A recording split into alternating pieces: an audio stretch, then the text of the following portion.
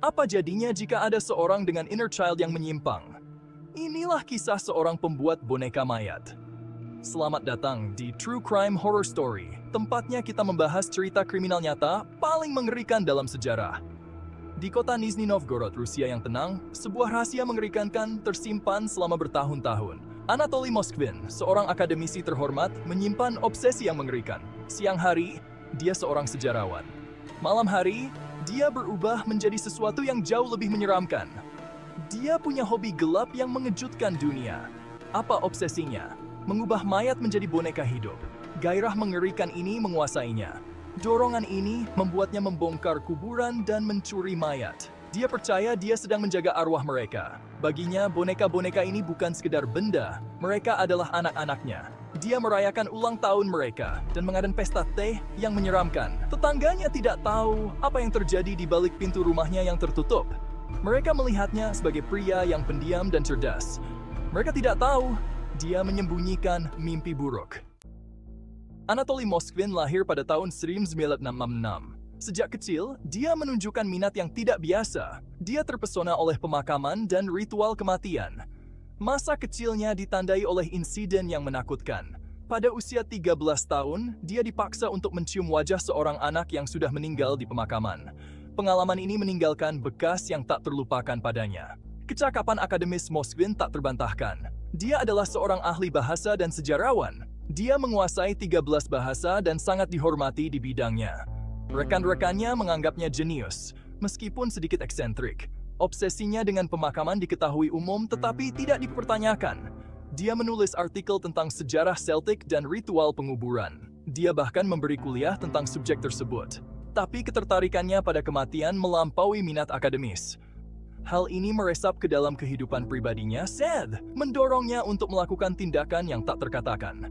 Kehidupan gandanya adalah rahasia yang dijaga ketat. Di permukaan, dia adalah seorang sarjana terkemuka. Di balik itu, dia adalah seorang pria yang terjerumus ke dalam kegelapan. Dari tahun 2009 hingga 2011, aktivitas Moskvin berubah menjadi mengerikan. Di bawah kegelapan malam, dia mengunjungi pemakaman. Berbekal skop, dan peralatan, dia menggali kuburan. Targetnya spesifik, mayat gadis-gadis muda. Setelah digali, dia akan mengangkut mayat-mayat itu ke apartemennya. Di sana, di bawah cahaya redup ruang kerjanya, dia memulai pekerjaan suramnya. Dia dengan cermat membersihkan dan mengawetkan mayat-mayat itu. Dia menggunakan berbagai bahan kimia untuk mencegah pembusukan. Tujuannya adalah mengubah mereka menjadi boneka yang tampak hidup.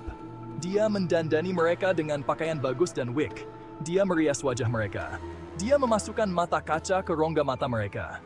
Transformasinya sangat detail dan mengerikan. Bagi mata yang tidak terlatih, mereka tampak hampir hidup. Moskvin menyimpan jurnal terperinci tentang aktivitasnya. Dia mendokumentasikan setiap langkah dengan presisi klinis. Dia menganggap dirinya seorang seniman, menyempurnakan keahliannya. Tetapi bagi dunia luar, dia adalah monster. Proses pembuatan boneka Moskvin sangat teliti dan mengerikan. Dia merawat mayat dengan campuran lilin dan plester. Ini mempertahankan bentuk mereka dan memberi mereka penampilan seperti hidup. Dia kemudian akan melukis wajah mereka, menambahkan perona pipi dan warna pada bibir mereka. Sentuhan terakhir adalah penyisipan mata kaca, membuatnya tampak hidup.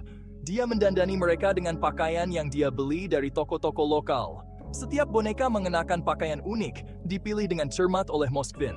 Dia menghiasi mereka dengan aksesoris, topi, shawl, dan perhiasan. Boneka-boneka itu diposisikan dalam posisi seperti hidup, duduk, atau berdiri di apartemennya. Bagi Moskvin, ini bukan sekadar boneka, tetapi teman.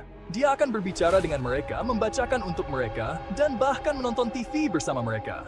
Apartemennya adalah perpaduan nyata antara yang hidup dan yang mati. Setiap ruangan dipenuhi dengan kreasi mengerikannya. Proses transformasi membutuhkan banyak tenaga. Itu membutuhkan kesabaran dan dedikasi yang bengkok. Moskvin percaya dia memberi jiwa-jiwa yang hilang ini kehidupan baru. Tetapi bagi dunia luar, tindakannya tidak lebih dari mimpi buruk. Bagian 5.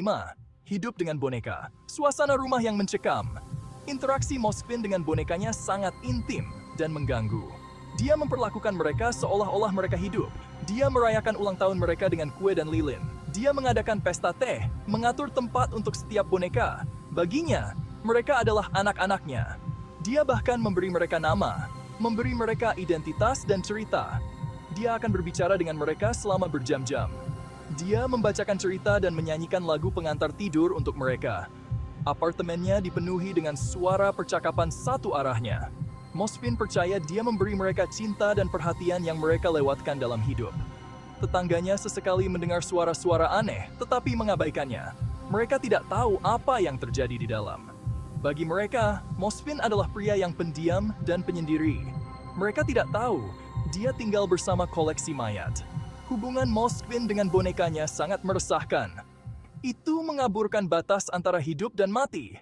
Tindakannya adalah manifestasi gelap dari pikirannya yang terganggu. Dia melihat dirinya sebagai pengasuh, tetapi pada kenyataannya, dia adalah perampok kuburan dan penista. Bagian 6. Penangkapan dan pengadilan mengungkap kengerian. Pada tahun 2011, polisi membuat penemuan yang mengejutkan. Bertindak berdasarkan informasi, mereka menggeledah apartemen Moskvin. Apa yang mereka temukan melampaui mimpi buruk terburuk mereka. 26 mayat diubah menjadi boneka memenuhi rumahnya. Boneka-boneka itu mengenakan pakaian dengan wajah dicat dan mata diganti. Penangkapan itu mengirimkan gelombang kejut ke seluruh komunitas. Tetangga Moskvin tidak percaya. Mereka tidak pernah menduga sejarawan yang pendiam itu melakukan tindakan mengerikan seperti itu. Media menjulukinya pembuat boneka Rusia. Kisahnya dengan cepat mendapat perhatian internasional. Selama persidangan, Moskvin tidak menunjukkan penyesalan. Dia dengan tenang menjelaskan tindakannya. Percaya dia membantu almarhum. Dia menjelaskan prosesnya secara rinci, seolah-olah itu adalah hobi yang normal. Kurangnya empati dan pemahamannya tentang kengerian yang dia ciptakan sangat mengerikan. Moskvin dinyatakan tidak layak untuk diadili karena gangguan jiwa. Dia didiagnosis menderita skizofrenia dan dikirim ke fasilitas psikiatri. Pengadilan memutuskan bahwa dia membutuhkan perawatan, bukan hukuman.